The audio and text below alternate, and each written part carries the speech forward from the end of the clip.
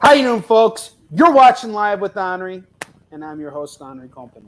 Now, I apologize. I'm a little late for today's episode. Not only do I owe you, the viewers, an apology, but I also owe our special guests an apology because I got held up in a situation that I truly did not want to be in. And I wanted to talk to you guys about that for a minute because of everything that's going on right now. So my wife and I, we rent out apartments, and that's kind of like a little side gig for us. And we had a situation with cockroaches, and we had a new tenant moving in today because it's the first of the month. And this tenant did not want to move in because of this, even though we got an exterminator to take care of everything.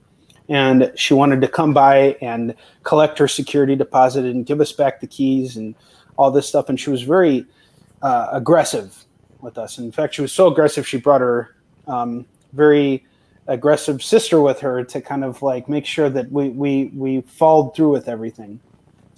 And there was a lot of tension at first. In fact, there was so much tension that I was really concerned about things escalating very quickly. And it was after a certain point that I realized that neither my wife or I needed to respond to everything that was going on. We just needed to kind of see the situation through to the end and part ways with this, tenant who's no longer a tenant. Now she's a stranger. But the point is that in the middle of everything, me and this sister were, she was kind of giving me dirty looks. I was kind of like, questioning everything with her. And then I just started having a conversation with her. And what I did was I asked her, how was your day? And simply asking that question allowed her to bring her guard down. The point of everything is this. Not everything has to turn into a fight. When we go on social media and we post stuff, we can sometimes think to ourselves about whether or not what we're saying is necessary and whether or not it's actually going to increase aggravation in other people. And it's very easy because with social media, you can always edit what you're going to say. You can always stop yourself from going over the top.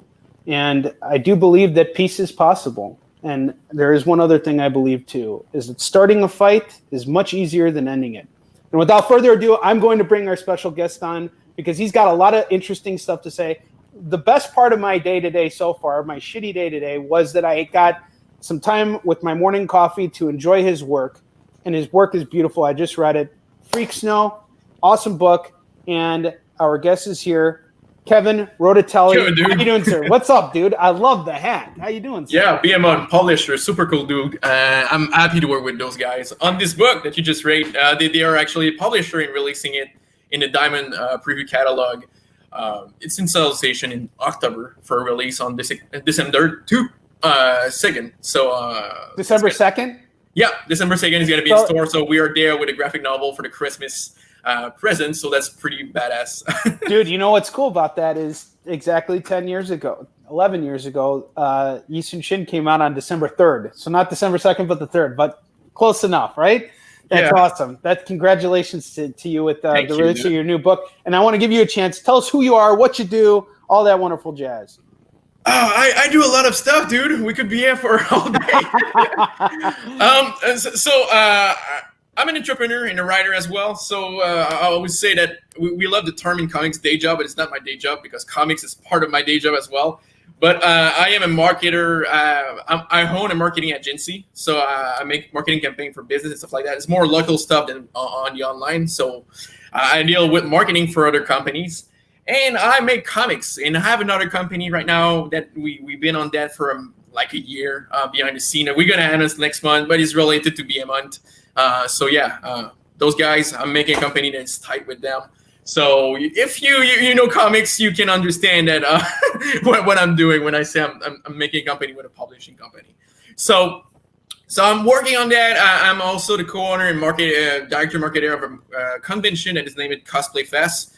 That has like 30,000 attendees every year. So that we make this. Of course, right now with COVID, we had no Cosplay Fest this year, but next year we're going to be back with this convention. And I'm right now working creatively pretty much all my time that I have for creative stuff on the Freak Snow EP. That is, we start with this prelude graphic novel that you have read. Thank you for the good comments, man. It's really appreciative because we've been working on that for oh man, I think for 3 years now. It was really our creative journey for me to write that book because it was so personal.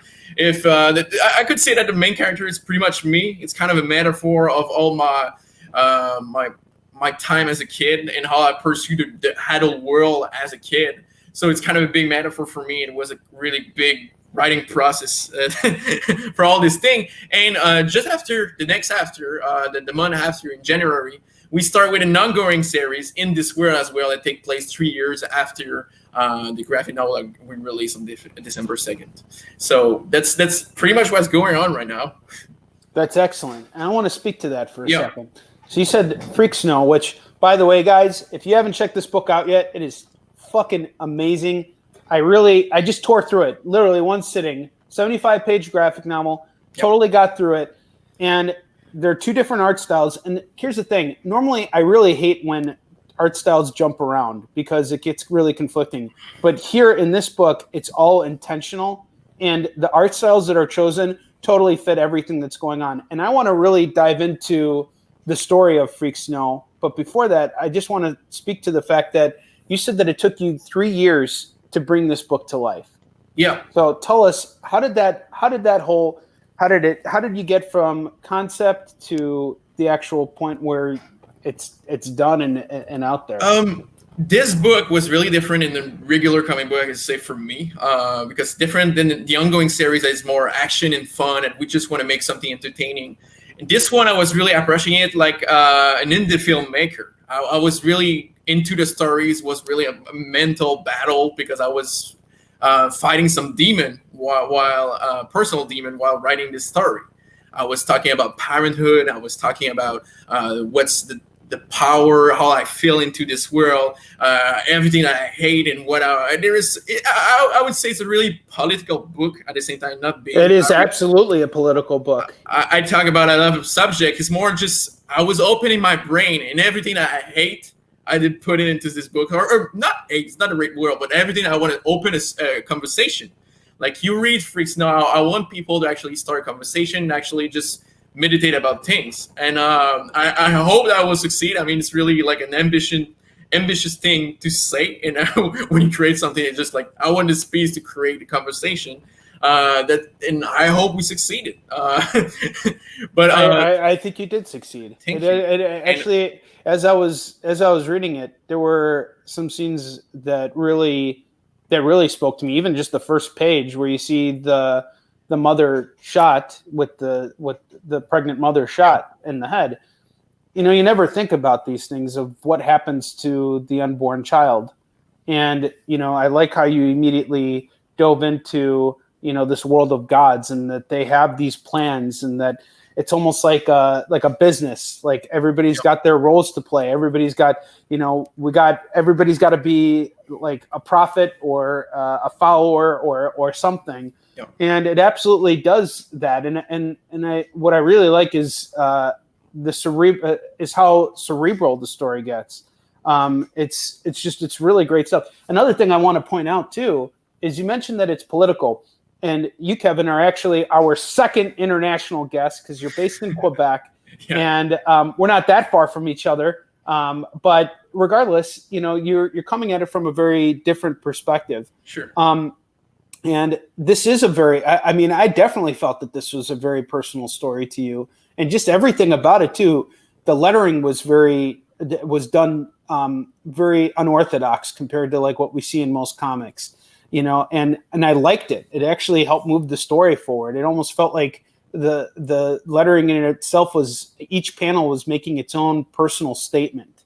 And that just really clicked for me. And even the God sequences, like I could see that stuff like being on posters or T-shirts. It's a really nice amalgamation of like ideas and you know and personal things. So you're telling me that the main character was you. I guess the metaphor of the main character is me, but of course I never been part of a cult. My parents was not part of a cult, and I never heard voices and stuff like that. It's more, and that's a good thing. That's a good thing. But and I just want before to come back to the first page where with the pregnant girl that Yeah. shot. This page is funny thing. I decided to add it one day before the printing of the book, that we sent the book to the printer. It was just like all the Black Lives Matter and stuff like that happening with the police officer. And I just felt like I needed to add this to the book. It was not planned. At first, we were starting directly in the good world. And I had this idea that I said to Rob, it's kind of a funny relationship that we have. You know that I got crazy like that. And things always change. There is probably like 10 pages that are not in the books, and we have changed. There is probably like 20 versions of this book that and it was made like a movie. I did build this book with Rob on the editing tables. There is pages and panel that were like, oh no, this is gonna not be in the final version. This thing goes out, those characters are in. There is characters that are in the book that were supposed to be in the book are not in the book, like actor got cut in some cuts of a movie. We really did build this book in a weird way that most of the dialogue has been right at the end and not when directly in the script. The script was more just like this panel is that, and the lettering was built like it was an art process. When I was not working on the lettering with Rob, like it was just like, oh, this is dialogue, just put it in bubbles. The lettering was all thing to be part of the art and part of the story, because it's really hard for comic creators to, or I think for a reader, more for the reader to know that there is a voice in the edit characters and understand that, okay, this character that is talking is not part of the panel. So I did not want to be like the classic rectangle with a narration. I just find it boring and not really feel like the character is actually crazy in hearing a voice. So we needed to find a way to make it unorthodox. So the lettering process was as long as the art in some way. But to go back like to the characters, the main characters, I just felt it was me stuck in this world of reflection that we're living, because we are living, man, in a parallel dimension right now. Like what was the parody of our world 20 years ago, and all the cartoons, South Park, Family Guys, and Simpsons, and all those kind of shows that were making parody of the world that we could be. We are right now into it. and Freaks know Washing the Blood, the graphic novels. The little kid is me growing up as a kid and watching all those shows and just looking around and saying to myself, it's impossible that we go into this direction as a world. And living through life, I actually find out, oh yeah, we are in this world, but there is still a lot of beauty to it, and a way to live through this world and find happiness, find friendship, find family, and still be happy. Because that's a big problem for human beings right now. It's just with all the social media and stuff like that, we are always getting into negativity and not looking at what's good around us. And that's what this book is about. Like, you are surrounded by force of power and negativity, but open your eyes. If you stop being into your head and just hearing this negative voice that you hear all the time, and start looking in front of you, the beauty you have. Like this character in the book is always into the voice and negativity stuff. And at some point, you decide to open his eyes, and you see a family, you see friends, you see love. And that's what this book is about.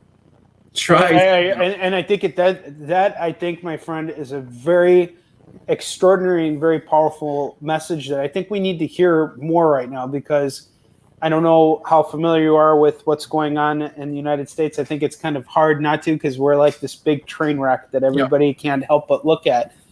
I think it's very important right now for us to remember that cooler heads prevail, and to look at situations for what they actually are, as opposed to responding to what we're seeing what we're reading in the news and what we're hearing other people say.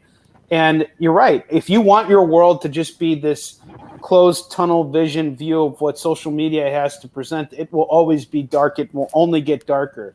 But if you can look around you and you can observe the beauty around you, you could see that there's so much more to offer. And honestly, if it wasn't for this shitty year, this horrible shitty year, I wouldn't have a chance to sit down and talk with you and be exposed to your wonderful work, because I'd be busy going to conventions and selling. And you've been on my radar for a long time. I see your posts all the time, and I want to get more into your marketing tactics, because I totally respect what you do, but we never have time to talk. Yeah. Times like this are excellent periods for us to sit down and reflect. And Alton Simpson, who's watching our show right now, he's been a guest on the show as well. He has taught me that lesson. He's one of the first people I learned the lesson from, is that we need to, be aware of what we're all doing. We need to support each other, because we're in this together. We may not be profiting off of each other necessarily, but we're learning from one another. And I think that the message in Freaks Know, that's a good, genuine message. Thank you. I hope so. That's what I want. I mean, why always being negative and just, share love, people. And especially in comics, if we talk about community, we all have the same passion. We all have a similar dream. I mean, the end goal of our all EPs are pretty much all the same. We all want to live from our dream, our creation.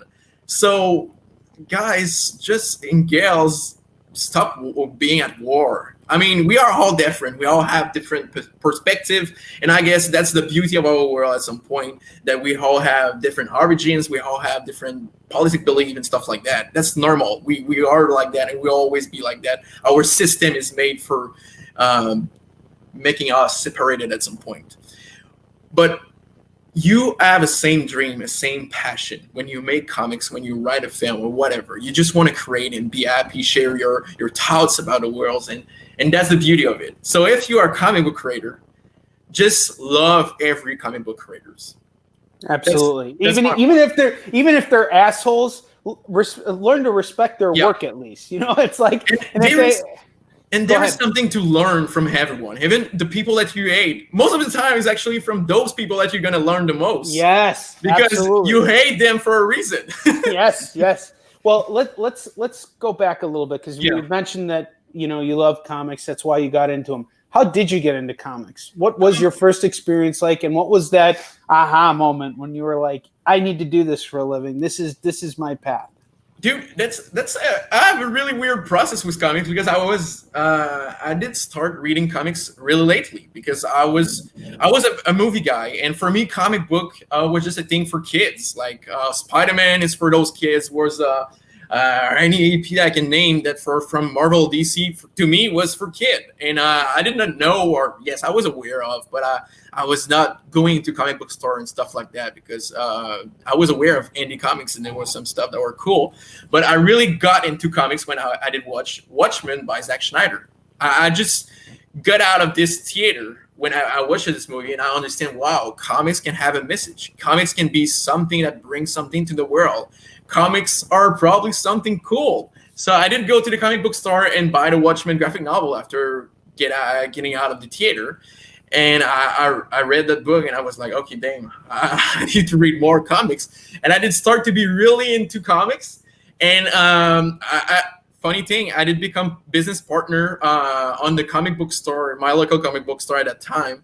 And I did buy my share, and I started to be full-time at a comic book shop. And for 4 years with this guy, that is now one of my best friends, we did operate the shop together. And after we sold it, because we were going on different stuff, like I'm making a convention with him, and he did start to be full-time on a convention, and I did start being pretty much full-time on making comics. So, but it's kind of a weird process, but yeah, it's really the movies to me that did bring me to comics. So when people say that there is no translation from movie to comics, this is not true. I'm the proof.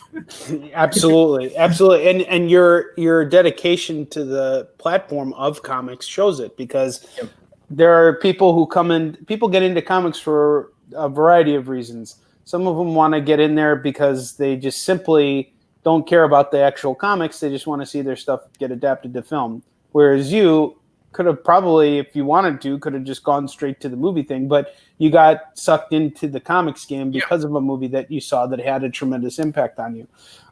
So bringing that forward, you got really involved in this game, but from multiple perspectives. As a marketer, as a creator, as a retailer and now as a convention showrunner. So you've worn multiple hats. Yep. Let's talk about marketing for a minute. So what is your perspective on comic book marketing, and how it is the same or different from all different platforms, like different mediums, I should say? I would say I could go with the biggest problem of I think from comic book creators.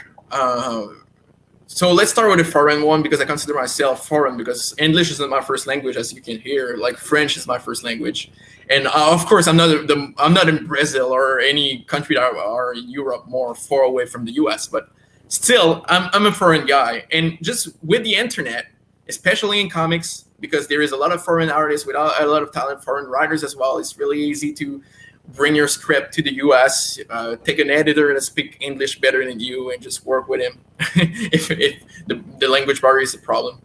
But there is no barrier with the internet right now. Wherever you are, you can make comics. Wherever you are, you can make whatever you want. If your thing is making mug and you want to sell mug online, you can, wherever you are. That's the first thing. So don't go in the argumentation that, oh, I am in Brazil, so I cannot do my dream. I'm not part of America. But the American dream right now, I don't want to say that it doesn't exist anymore in the U.S. It's a U.S. thing. But I would say now there is the internet dream. You can do whatever you want with the internet. You're connected to the world. And I think the dream is now global in entertainment. It's not like in the 80s that you need to go to LA and cross finger to become someone into entertainment. I think that wherever you are, you can.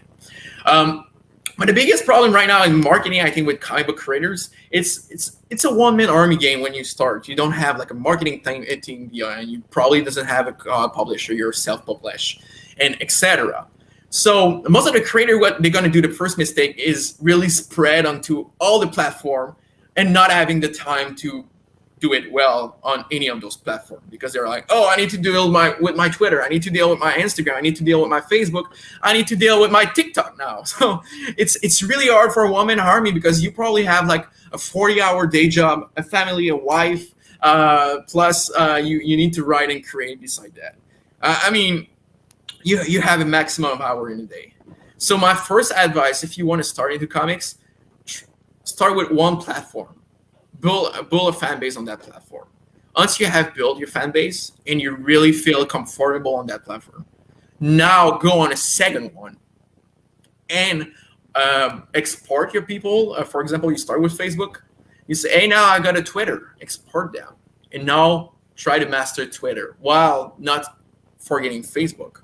Because something is really hard is actually being consistent, I think, for a lot of people on social media. And I'm the proof of it. Like my own marketing agency, I'm good with dealing with all the other people. But when it's come to myself, it's way harder than any other clients, because I don't have like, oh, it just made me a paycheck and I need to do it. I don't make paycheck to myself. So I don't have like a feeling that I need to promote my shit, but it's the shit I need the most to promote. So first advice is that, like, start with a platform, master it before going on other one. Because what's the point of having like 20 platforms and not mastering any of them? I mean, you will still have like your 5 likes and maybe a share and probably like a sale out of it on each platform. But what if you become really good on platform? You go on Facebook, you get 100 likes, you get interaction and comments, you get sales getting out of it, because you got like and comments, you get share, and you grow your community really fast because you got interaction. Because it's with interaction of your core fan base that you're going to grow yourself on the internet. And the best way for that is mastering a platform. That's the biggest advice I can give for anyone that wants. Well, I think it's really sound advice, because when I first started, that's what I did. I focused on Facebook primarily, because that felt the most, and it still does. I mean, honestly, I hate Twitter. I'll straight up say I hate Twitter. I hate how same thing for me. I hate how I can only say certain things. I don't think that I think Twitter has created an extremely hostile environment because of the fact that we can only say such brief things to each other. We can't complete our thoughts. We have to just say one thing, which can be misconstrued or taken in any way. Instagram is better, but I think for Instagram, you need to have constant content in order to kind of keep up with it. So I've kind of was like, all right, I'm just going to focus on the basics. But, then there's Twitch now, and then there's Reddit, and then there's this, and there's that. And you got to kind of be everywhere. So I think that the advice of focus on the one thing that feels right to you, build your fan base, and then find a way to kind of bridge them over. That is sound advice right there. And for someone like me, who is more established but hasn't mastered everything, what do you recommend? I mean, here I am right now. I got to be honest with you. I'm not really, my Twitter following is stopped growing. It's, I'm peaked at like 4,500 followers. I'd like to grow it and see it get beyond that. But then I also think about it too. Just because you don't have followers, doesn't necessarily mean you're not making money. I mean, my Twitter following hasn't grown for years, but I can go to conventions. I can make money. You have a marketing agency, you can make money through that. So, how does this translate to you? Like, and what are some of the more, non-aggressive, not non-aggressive, but aggressive, non-aggressive tactics you can use to build your following? That's the perfect word that you just said, non-aggressive. That's all you're going to sell online, because online is all about free content. So if you start trying to sell something really hard to someone, you won't sell. Like personally, if you check out my profile or any platform that I use, I never sell my stuff, but I sell a book minimum every day online because I give. That's simple. If you give, people give back. That's the principle of the internet. So, for example, if we go with there was a phenomenon like 2-3 years ago, like all big marketing agency entrepreneurs and stuff like that were giving like a lot of entrepreneurial advice for free on YouTube channels. And the idea behind that is I give. Now you are a fan and you want to give back because you love my free stuff that I give to you. Because there is no better way to actually put something in the face of someone by giving it free. Because if you sell everything that you do as an entrepreneur or as a creative, there is no way to actually connect someone to something. That's the same. It's the same concept of the free trial for Netflix or any streaming platform or any service of the kind. You give 7 days, 40 days of trial. The person try for free, and if he loves the content, he's gonna give you money back. And that's the same concept for social media that you need to go with. So if you give back for free, people are gonna give you back money. The real ones, the one that really love what you do. Of course, there is people that will never give you money, but it doesn't mean that don't give you something, because those person that, for example, will never buy your book but love the heart you share or your personality online, they're still giving you something. If they always put a like, a comment, or share, they are actually giving you for a free advertising, and that's probably more than actually a sell sometime, because his share could bring you to your best ever buyer that's gonna buy all the crazy variant covers that you overprice and stuff like that. So everyone on your social media is really important. You never know who's gonna bring you to something else. So my advice is actually give free stuff. That's interesting. So what is the best way to do that? Because for me to just put up do you just put up a Dropbox link? I mean, and just say here's the first few issues of my book for free. Free stuff is more than actually your content to me. It's love is part of free stuff.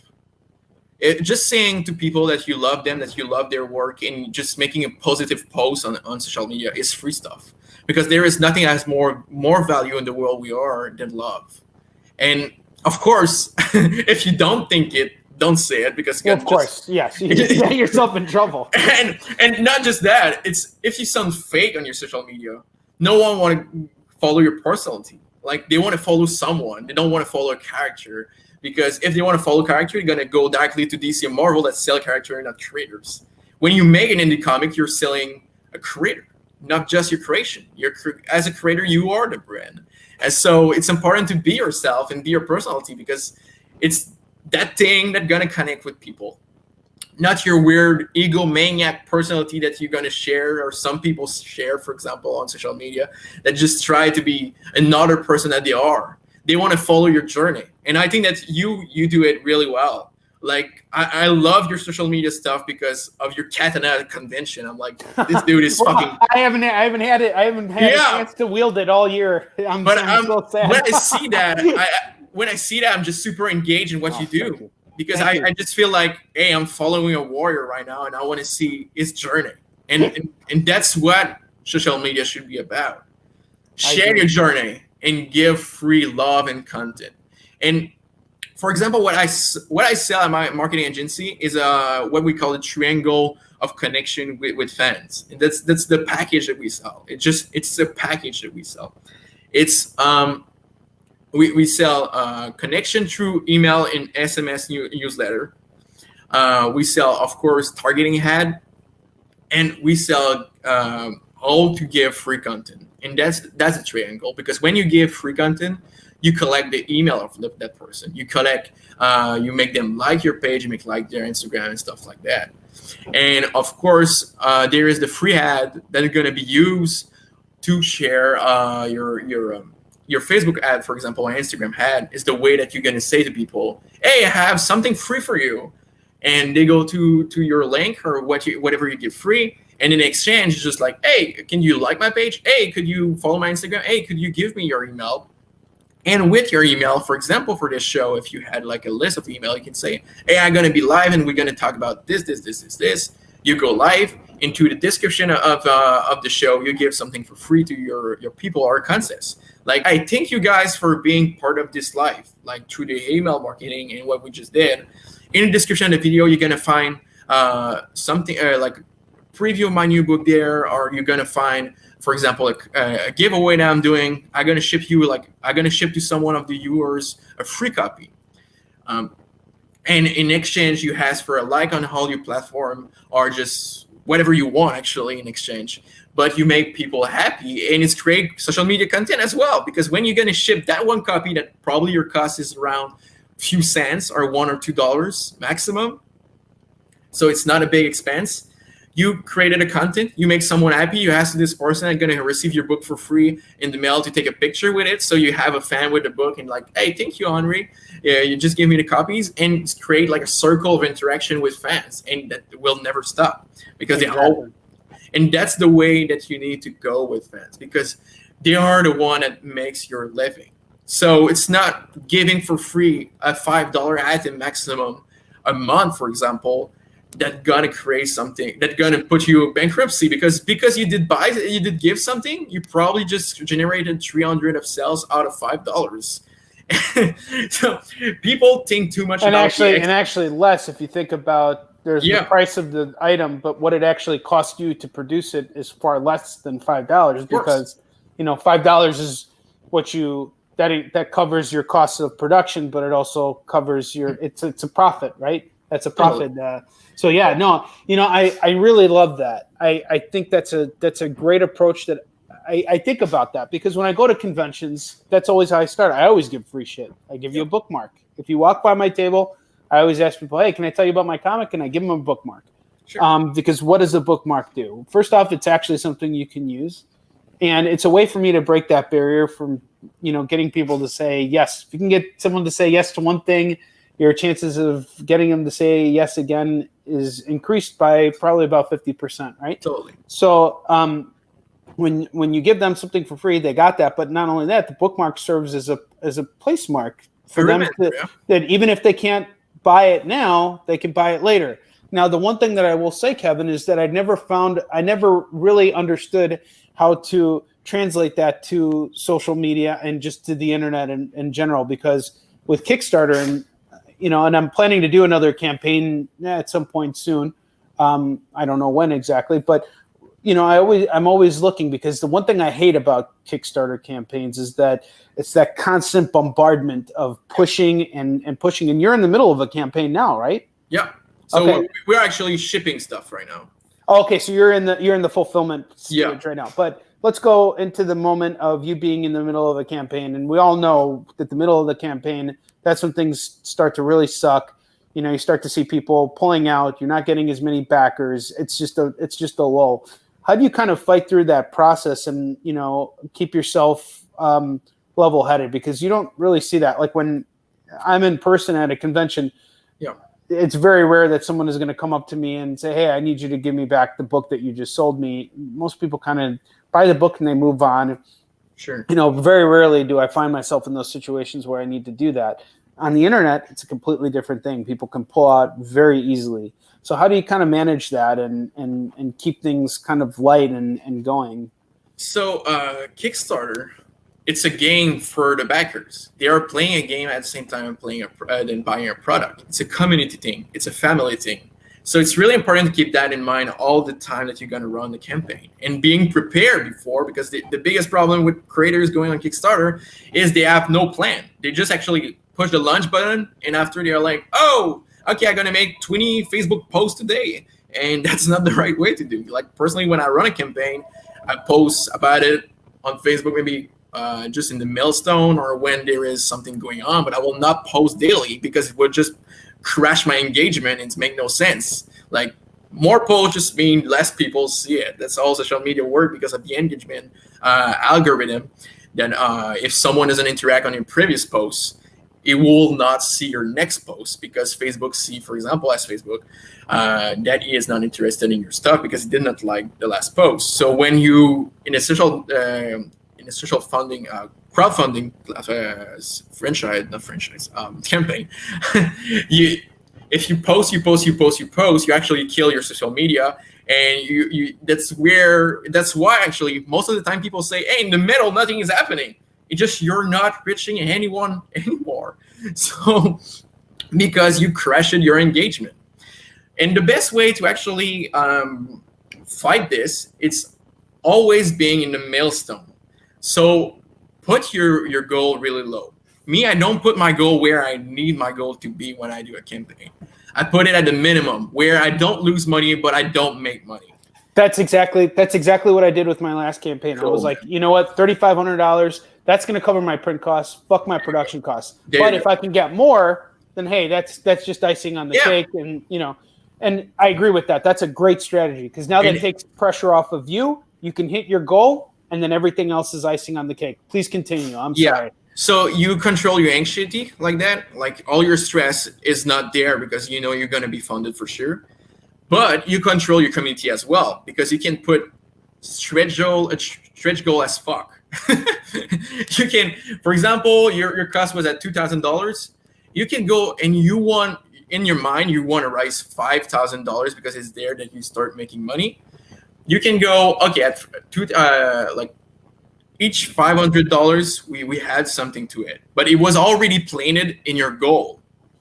So if everything is calculated and your stretch goal is not just something that you had and you're going to lose money out of it, because a lot of people with this stretch goal is just like, oh, I need to add something because it's part of the culture to give bonus at the end, but they start making no money because they put stretch goal. But if your stretch goal is calculated directly at the beginning in your money making process, you're going to make money and you're going to have your community play out.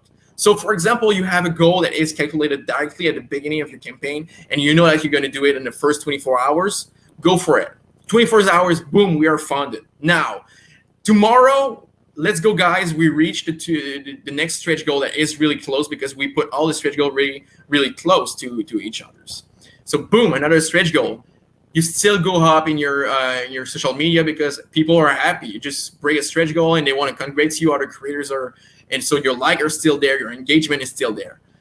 2 days later, another stretch goal, and everything was planned for before. For example, your definitive version of the book has 28 pages, but the first goal is raising a 24 pages book, but your book is 28 and you know it. You put a stretch goal at 28 pages. You know you're going to reach it because it's like that you play your game. And now the audience feels like they're getting something because, okay, all right. And all your stretch goal is part of the initial plan. It's what you want to give to the people since the first day. But it's just a secret to the audience. Like anyone, like a movie, for example, you start with a teaser. And after you release a trailer, after there is the second trailer where you say more of the story. After there is the third trailer where you totally understand the story of the movie. And the final trailer just before the release date, which is going to be the end of the campaign in that metaphor. So it's the same thing for your campaign. Start with really few rewards. After you say, hey, we are giving something for free, a few days after, but it was calculated in your mind, and you know that your real goal is $5,000. So you don't give a shit to give it, because that's what you want to give to your reader, your audience, and your fan.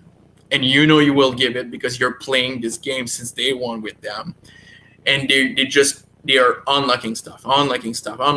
So everyone stay motivated all along of the campaign, and they are like an army that want to just have more stuff for free. And you're still in control because you really want as well them to get this thing. Because I've seen a lot of creators that are like, oh, I don't want to reach that last stretch goal because I'm going to lose money on it.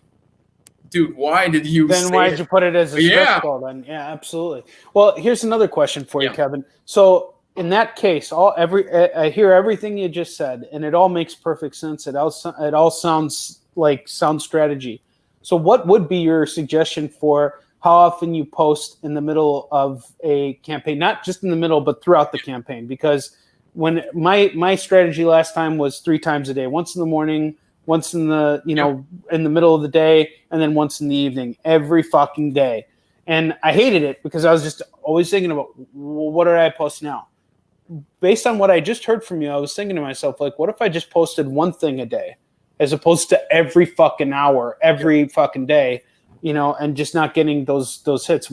I mean, what's your take? How often? What is the most effective time to post?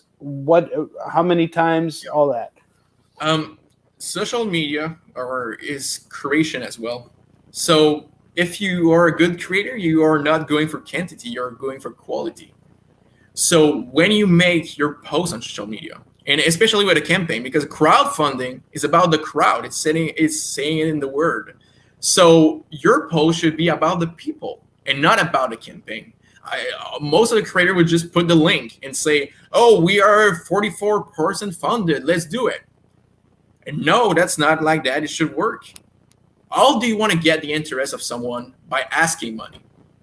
You should not be asking money, because you should make them feel that they need to give it to you because they want to be part of something.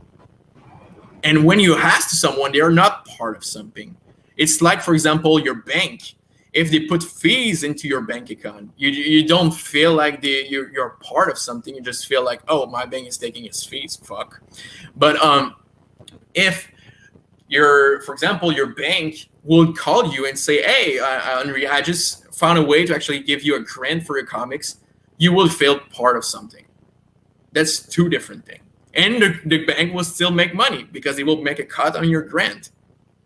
And that's 2 different philosophy. And that's, you need to go with a grant philosophy. So for example, your post for your campaign, I don't know, whatever day it is in the campaign, you get a comment on your campaign because there is always someone who will comment. So you take a screenshot of that comment of the person and say, awesome art. I just backed the campaign. Take the screenshot of that person that just said, awesome work. I just backed the campaign. And you send love to that person and your audience.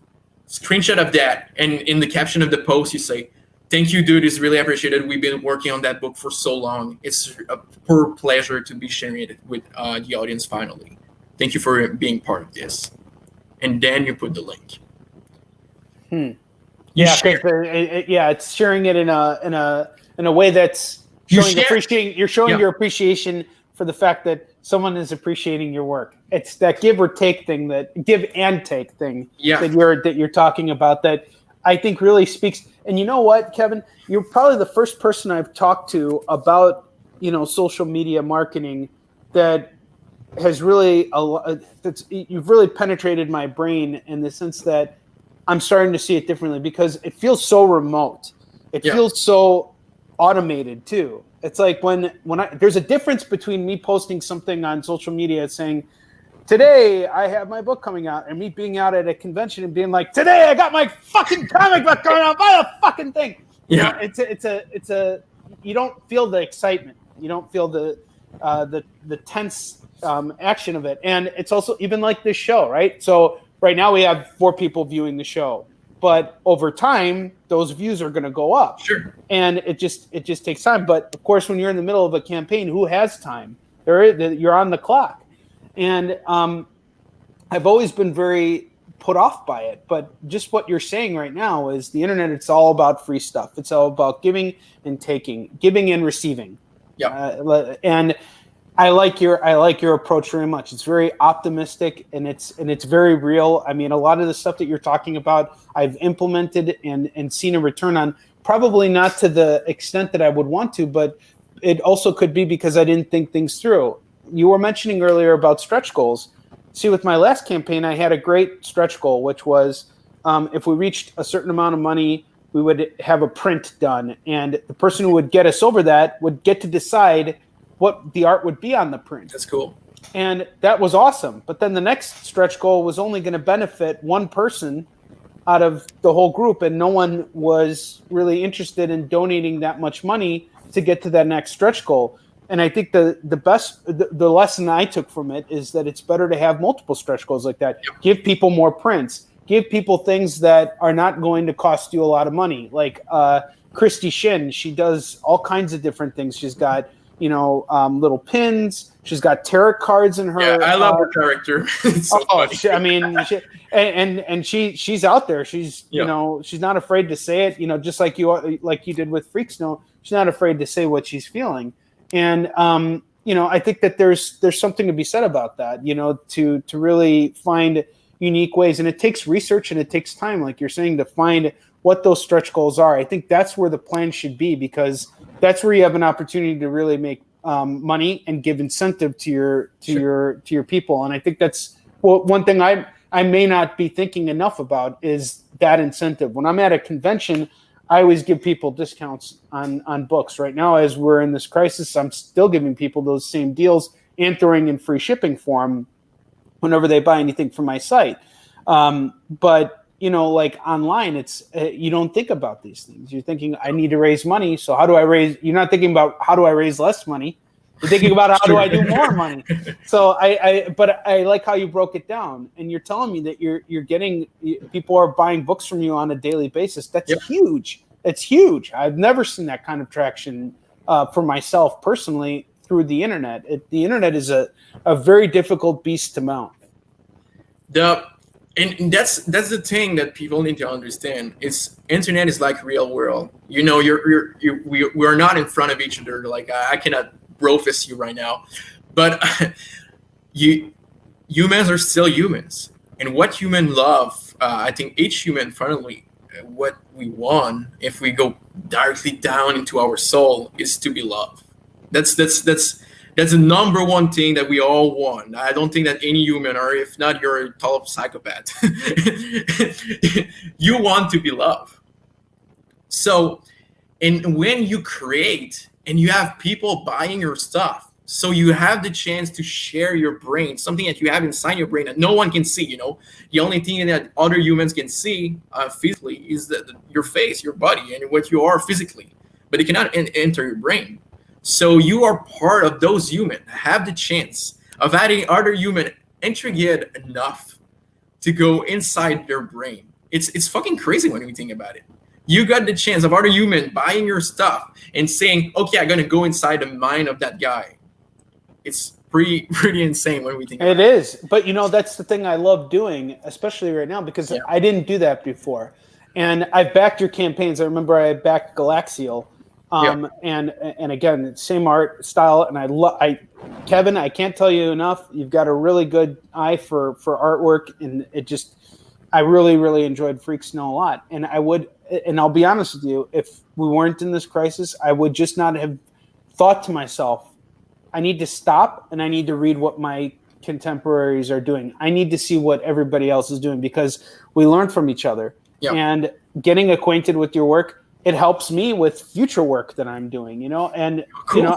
Well, it's the truth, in fact, when I saw that first page, and I don't know if I spoke to that earlier, but the one that you inserted with the baby being shot, that was the smartest decision you made for that book, for one reason and one reason only. If you want to catch people's attention, that's how you fucking do it. That page one gets people's attention. All right, you got it. And I think you gotta come in swinging when you're doing a first issue. First issues are always hard. You got to get people's attention. You got to grab them by the throat and pull them into your story, because there is no other way to do it. Now, some stories have more of a subtle buildup. Some of them really do have the opportunity to pull you in and just keep you there. And this story did that. I mean, I literally was able to read through Freak Snow in one sitting. I tore through it, and I enjoyed every aspect of it. The artwork never bored me. It kept me engaged. I was like, where is this going next? I was loving it. So so you were mentioning earlier that you're going to be going into an ongoing series, and that you were following a warrior's path. So tell us about, if you can, of course. Tell us a little bit about that. I can for sure. Yeah, for you, I can do anything, dude. All right, right on. You're the boss. Of course, you can do anything. So we are releasing in store this graphic novel on December 2, and after on January 27, this will be the release of number 1 of the ongoing. That's gonna be a follow up to this. So the ongoing, all we do is it's not like a traditional ongoing. It's gonna still be like number 1 to 100, and we hope more if we can. But it's going to be short stories that are just follow-up. So for example, the first story, the first arc, is a 4 issues miniseries into the ongoings. But at the end of it, there is we switch freaks. So each miniseries with a different freaks in this snow world that we are following his story in his life. And once we have finished exploring his mental states and where he is, we switch to another one. For example, the freak get killed by another freak at the end, get shot. The next arc gonna start at the same moment on the same timeline with the guy that just killed our main character of the last mini-series into the ongoing. So the ongoings continue, but we switch mind. So it's all about the idea of switching brains and going into this next freak and see how he survived and what is his habit in this post-apocalyptic world. And so that's the idea of the whole ongoing. So it's a really open world that evolve on the same timeline, and we switch brain for some reason into all the mini-series. So the idea into that is we can make the whole thing ongoing into issue format, but it's all graphic novels that are all tied together. So we finished this first story that's gonna be Funky Daddy Time. We follow a guy that is a drug addict, that he made something with the blood of a weird beast that he found into the snow and some booze and shit. So he made a really weird drink that he gets freaky, and he starts seeing the robot that he was fan when he was a kid of a TV show that looked like a transformer, and an empty broken can of beer that are just floating around. And those 2 guys tell him that he did kill his wife and his daughter. So he is now looking for the truth if he did really kill them, but he is just in a trip and he don't know if he did. So we follow this first guy, and at the end, we're going to do a transition to another freak that we have encountered at the really last moment of his drug trip. And then the ongoing continue. But it's a standalone graphic novel that we're going to sell into graphic novel format after, and we continue into the ongoing. So the 2 like little pages at the end of the last issue of the number 4 of the arc going to be a transition to the next arc, but these 2 pages not going to be part of the graphic novel. So it's just part of the ongoing that you're going to see those 2 pages that continue the ongoing, but into the graphic novel format. It's not going to be there. It's going to be standalone. So that's the idea we had. And it's 1 issue each month, distributed by Diamond Distribution. So it's in all the comic book store that you want to find it. You can find it in pre-order through the Diamond Code. And it's published by our guy at BEHEMOTH. And it's going to be true, the thing that I'm making with them right now. So yeah, it's started by Imprint. So it's pretty much a fucking cool world. So yeah. So because you're based in Canada, are you printing locally? Because I know that a lot of US based printers they prefer to print in Canada because they stand to save a lot of money. We go with the BEHEMOTH printer. So BEHEMOTH is based in Texas. So so it's reversed. Yeah, it's reversed. So yeah, we print through them, and our own company gonna print through them as well because it's part of the company. So I actually said the fucking word, so it's an imprint that we're making like that. You got the breaking news, but we're gonna announce it. I'm publishing other creators as well through it, and the ongoing going to be through that. And it's like Skybound with Robert Kirkman, for example, at Image, but it's mine at Behemoth that we are producing and releasing stuff that are kind of the same feel of Freak Snow. So weird with ideas behind and also with action. So it's just making weird stuff for the mainstream. We try. No, that's really cool. And what is mainstream anymore? You know, my partner on, everything's mainstream now. I mean, if I just because it's not seen by the mainstream doesn't mean it's not mainstream. If I do a superhero story, guess what? It's a mainstream topic. Right? Sure. If I do a science fiction book, it's the same thing. Pretty soon, once historical stuff really gets out there through Yisungshin, of course, then that'll be mainstream. So I think everything is mainstream in essence, in some way. Everything has its audience, and everything can sell in one way or another. It's all about the marketing. It's all about how you sell it. Because the best example is look at music. I mean, now all those rappers that all sound the same, they really all sound the same. But why did they blow up? It's because they had a marketing plan behind. And they had a marketing plan that was saying to everyone, it's good, listen to this. And once you convince enough people that they're going to say, yeah, it's good, they said to me it was good, their friend gonna start to say, oh yeah, it's good, man. I need to listen to this as well. But they all fucking sound the same. And I'm a really hip-hop head. Like, hip-hop in my fucking life beside comic books. And I can say that new generation, pretty much all, the mainstream one, the one that blow up, pretty much all sound the same, beside Jaden Smith. But I mean, all this generation all have the same, because probably Jaden did not have to do that because he got... Well, you just take whatever. You take that Spider-Man Into the Spider-Verse soundtrack, and aside from that Sunflower song, every song sounds almost identical in some way. And I like that soundtrack, actually. But it feels like it was all performed by one artist. But Jaden is really brilliant. I don't want to go into the Jaden Smith type of thing, but I'm a really huge fan of him. I think it's someone I'm really going to influence the music in the following years. And it's an artist to follow. Stop saying it's the son of someone. Sometimes the son of someone can be really good creatively and not just rolling on the money. I mean, but whatever. Absolutely. Well, topic in comics, yeah. Mel Brooks' son, Max Brooks. He's an established comics creator. I mean, you're right. and writer. You know, he's done a lot of stuff. And I want to say, we're at the end of our time.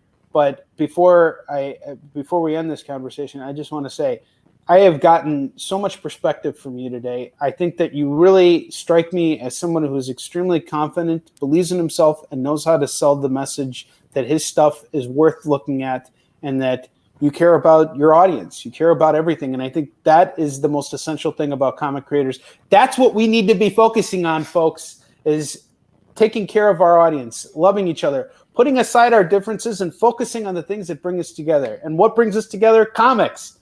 So I want to thank you, Kevin, for taking the time out of your schedule to be with us today, for being so patient with me since I was late. And I want to give you a chance to, give us a final shout out. Tell us where we can find your stuff. Well, thank you, dude. It was so fun. I love doing podcasts and stuff like that. Honestly, I could have been for 3 hours with you. I just have a lot of fun talking. One of these days we will do it. I promise. Yeah, man. I just want to have a big conversation with you because I feel that you're someone that has a lot of... I have a past and knowledge and stuff like that, and something to talk about. You're doing fucking samurai book, dude. Sure. I am a fossil, though. But please tell us what's the best way we can throw money at you right now if we want to. Send us somewhere. Where do we go? How do we follow you? What's the best way? The best way at the moment is definitely going on the Behemoth Comics website. We just opened the pre-order for Freak Snow Washing the Blood, the graphic novel that Onrie did really like, so go for it. And you can find it directly on the Behemoth website. If you're not an online buyer, it's going to be in the preview of October. So this book going to be available through the preview in October. And after starting on November of each preview, you're going to get one number of the ongoing series. So starting November, the ongoing forever, we hope. Going on the Todd McFarlane road is my fucking dream. I guess a lot of comic book creators. But we got to try to do that. So it's starting November. And of course, in October preview, we're going to have the Freak Snow Washing in the Blood graphic novel. And you can buy it right now on BehemothComics.com. Excellent. My friend, thank you so much. Do me a favor, hang out backstage for a minute. I'm just going to close out the show. I'd just love to have a few words with you off stage. Thank you so much. All right, I'm going to just put you in the back here. All right, thank you again for coming on the show. Welcome, man. What a great episode. What a great guest. I'll be back tomorrow with another great guest. Thank you so much for tuning in, guys. Sorry I was late again. Thank you again for tuning in. It means so much to me. If you haven't yet, be sure to hit that subscribe button, wherever it is, somewhere down there. And like and share these posts. And, if you're a comics creator, there's a lot to be said about what Kevin has shared with us today. And, use these episodes to go back and get an idea of what you need to do with your campaign. And, this is a guy who knows what he's doing.